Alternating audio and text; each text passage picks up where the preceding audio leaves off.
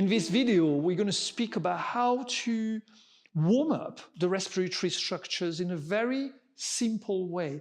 So the movements are suitable for anyone in a yoga class or for people in a therapy office on a private level. They're very simple to do. I'm going to give you a few tips how to reconnect the mind to the body, preparing the respiratory structure. So very quickly, the respiratory structure, we remind ourselves there are two sets. There's a set above the diaphragm, which are the secondary respiratory structures, including the neck, the shoulders, the rib cage, and the spine, of course.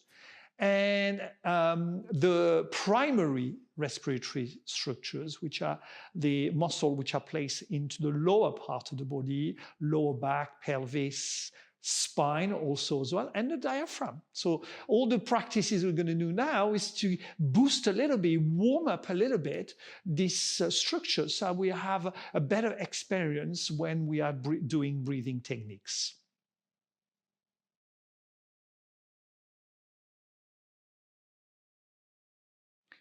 Simple movement. Always consider injuries, difficulty in the body, limitation in the body.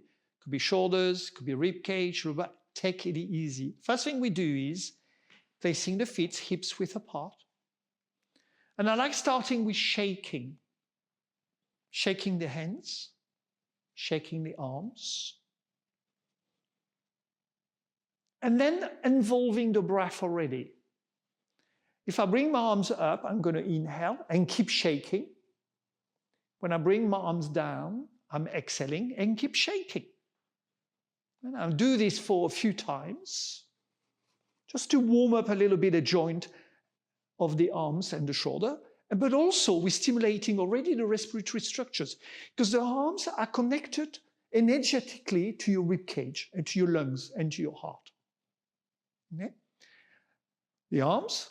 So you can do this as long as you wish. For the sake of the video, the exercises are shortened. Now the other thing I do, shaking one leg. You rock onto one foot, you rock on the other foot, just to find a grounding through your feet. And then you're going to lean on one foot and you shake one leg. That's it. For a while. You could use a wall, you could use a chair. If you feel your balance is a little bit wobbly today, you place that foot onto the ground, and you do the same on the opposite side. Bring your foot, a lot of weight into that standing leg, and you shake the left leg. Left leg, shake, shake, shake, shake, shake, from the foot to the knee, knee to the hip, the thigh. Just shaking a little bit. And then place the foot. And then I shake the whole body. Shake the whole body, I can even shake a little bit the head. Sometimes I do bumblebee breath, which is a lovely way to let go of any tension.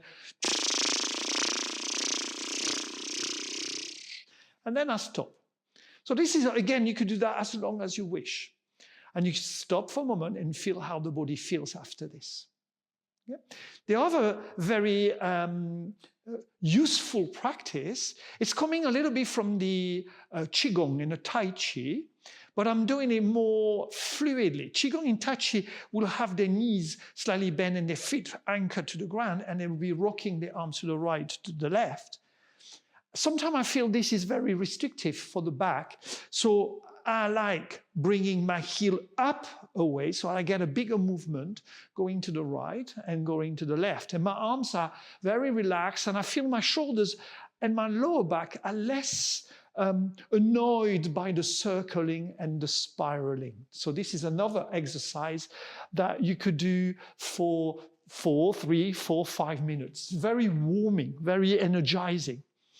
The third exercise I would like to show you is, I'm going to start from the side, is flicking the fingers. So first there's a bounce in the knees to find. That's gently bounce, nothing bigger. So you make sure that your knees and the ankles and your hips are having that little, like if you had spring in your legs. And then you could add the arms. So every time you bounce, flick, flick, flick. Flick. One thing to not do is flick and falling forward. It's not a forward bend. It's a bounce which is happening vertically. Flick, flick. And so you're not looking for depth, but you're looking for a heavy movement of the arms.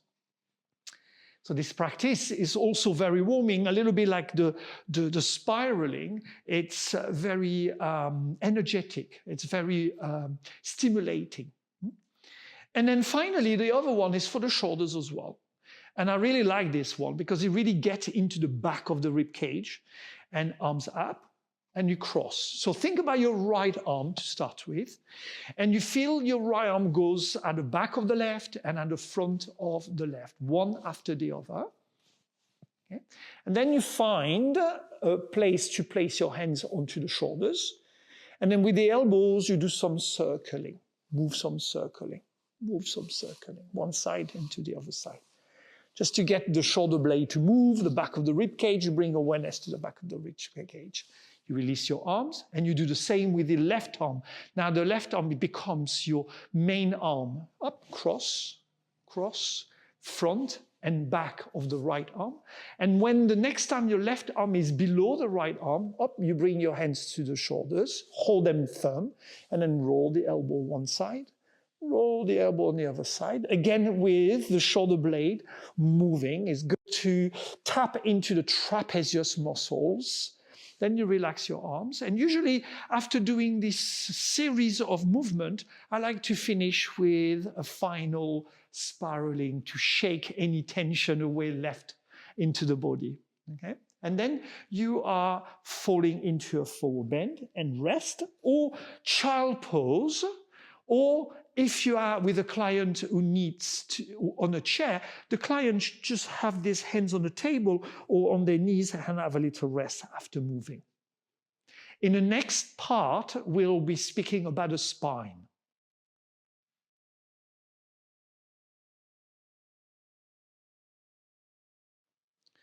The central structure of an anatomy is the spine. And we're putting a lot of pressure onto the spine during our daily life. But also, the spine has a direct connection with our respiratory system through the diaphragm, through the rib cage, through the lower back. We often see people having issues in the lower back pain, and having difficulty to breathe. Of course, this is communicating to the diaphragm, it's communicating to the lungs, and it's communicating to the shoulders. So I'm going to show you a few exercises I do for the spine. Very simple again. And the first one is the standing cat and cow. And for that, I'm going to go to the side.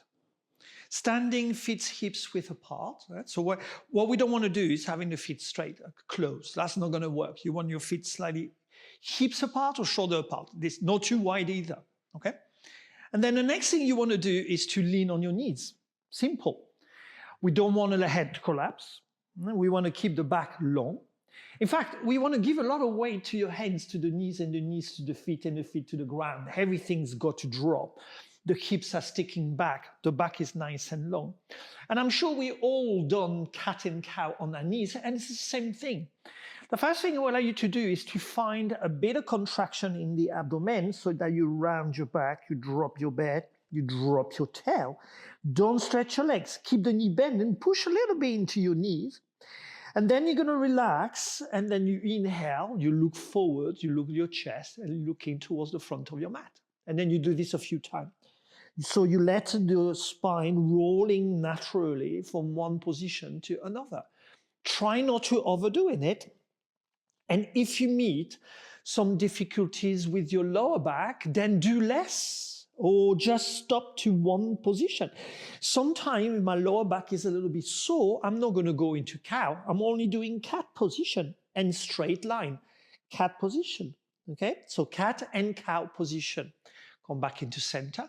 The other side exercise I like doing for the spine is to rolling the spine into a forward bend, which is very simple as well. People love it. You will love it. The head drop. I'm going to again to the side so you can see what I'm doing. Drop my head, roll my shoulders. So I round the spine one section at a time.